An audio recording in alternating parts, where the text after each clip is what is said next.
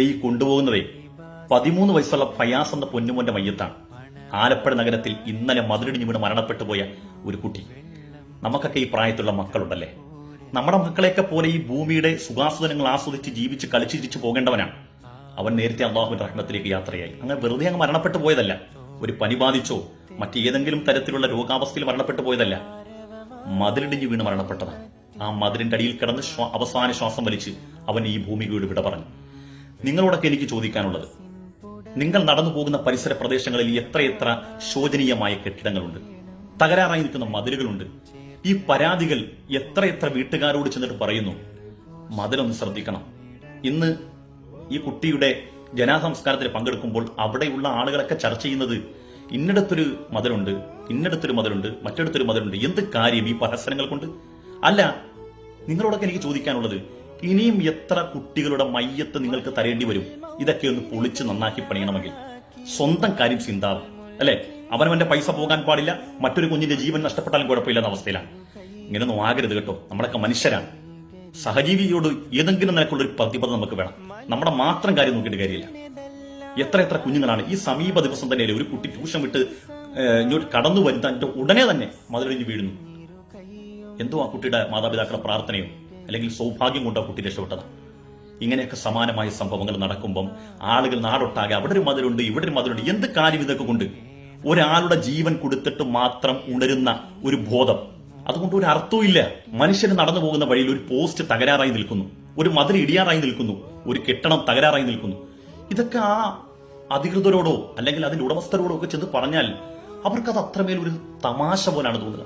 ആരെങ്കിലും ഒരു കുട്ടിയോ അല്ലെങ്കിൽ ഒരു മുതിർന്നവരോ അത് കാരണം മരണപ്പെട്ട് കഴിഞ്ഞാൽ പിന്നെ ഭയങ്കര ഉണരലും പിന്നെ നന്നാക്കലും, എന്ത് കാര്യം? അതുകൊണ്ടാണ് ഞാൻ നിങ്ങളോട് വീണ്ടും ചോദിച്ചത്, എത്ര പേരുടെ മയ്യത്ത് നിങ്ങൾക്കൊക്കെ തിന്നാൻ തരേണ്ടി വരും ഇതൊക്കെ ഒന്ന് പൊളിച്ചു പണിയണമെങ്കിൽ?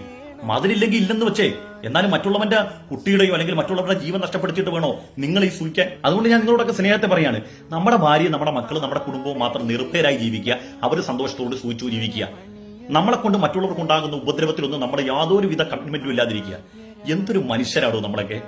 നമ്മളോട് ഒന്ന് പറയുകയാണ്, നമ്മുടെ മതിൽ ശോചനീയാവസ്ഥയിലാണ്, അല്ലെങ്കിൽ നമ്മുടെ വീട്ടിൽ നിൽക്കുന്ന ഒരു പഴകിയ മരം, അതിന്റെ ശിഖരം പൊതുജനങ്ങൾ പോകുന്ന വഴിയിലാണ്, ഒന്ന് ശ്രദ്ധിക്കണമെന്ന് പറഞ്ഞ് യാതൊരു കൂസലുമില്ല. ആരെങ്കിലും തലയിലേക്ക് മറിഞ്ഞു വീണ് ആരെങ്കിലും മരണപ്പെട്ട് കഴിയുമ്പോൾ പിന്നെ ഇങ്ങനെ ഉണരാൻ തുടങ്ങും. അയാൾ ഉണരുമെന്ന് മാത്രമല്ല, നാട്ടിലുള്ള മുഴുവൻ ആളുകൾ ഉണരും.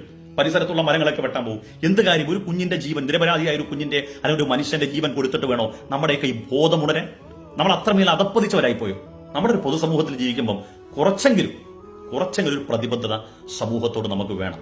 ഇത് മാത്രമല്ല കേട്ടോ, ഈ കൂട്ടത്തിൽ ഇതുമായി ബന്ധപ്പെടാത്തൊരു കാര്യം കൂടി പറയാണ്. ചില സ്ഥലത്ത് മരണാനന്തര ചടങ്ങുകൾ പങ്കെടുക്കുമ്പോഴാണ് ആ ദയനീയമായ അവസ്ഥ കാണുന്നത്.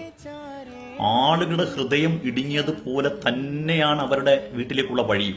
ഒരു മയ്യത്ത് പോലും കൊണ്ടുപോകാൻ പറ്റാത്ത അവസ്ഥ. പടച്ചവനെ, ആളുകൾ വഴി കൊടുക്കത്തില്ല.